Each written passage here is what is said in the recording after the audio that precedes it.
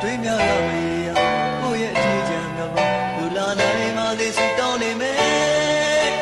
ကြည်ပြူပါမေးချင်တော်များစေခွင့်ပြုပါကိုယ်နင်းတယောက်ချင်းလို့တော့ဘယ်ကတောင်းဆိုနေကိုယ့်ရဲ့စိတ်မရ